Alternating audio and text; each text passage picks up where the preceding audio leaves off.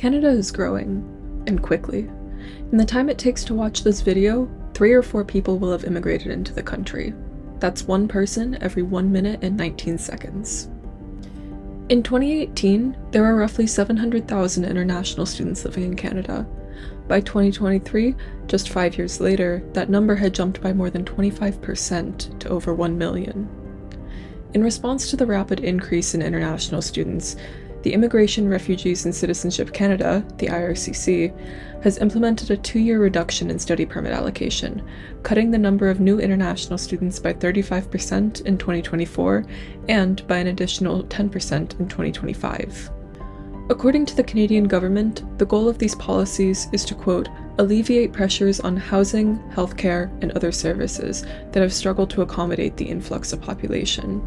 However, this could pose a challenge for colleges and universities that rely financially on the high tuition fees, as well as for many international students striving for the Canadian dream.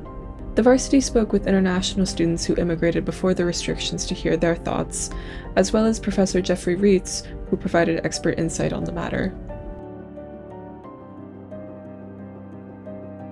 It'll also make it a more competitive environment than it already is.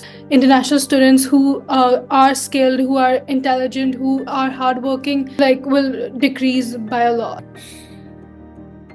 Whether you like it or not, many of those who come here in Canada with study permits do not wish to study in the first place. They want to study here as a pathway to work or to live and, just remain in the country. And I fully understand those motivations. And on the other hand, we see this, I would say, very volatile and crumbling immigration system wherein, Canada is letting in people at really massive rates to study in more or less diploma mills. These students predominantly become employed in the lowest wage sectors in our economy.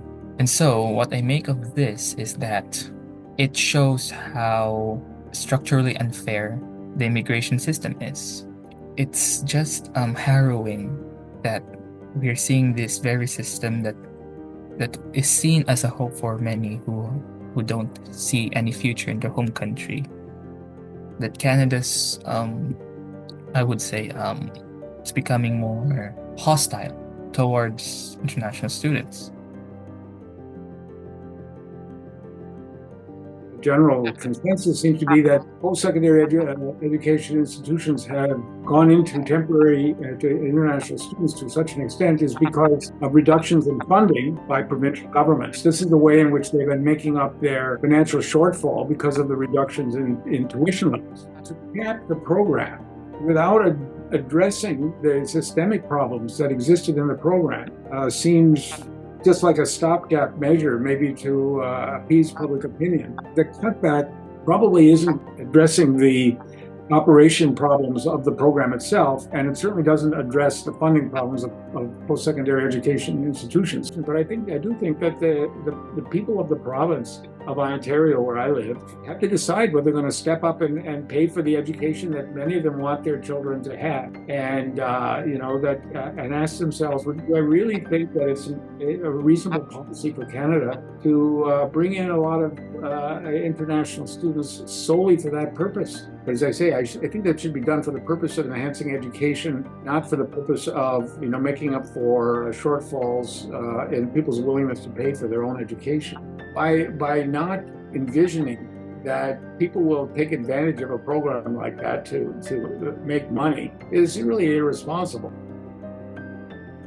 The economy now is founded on the labor of underpaid and overworked students.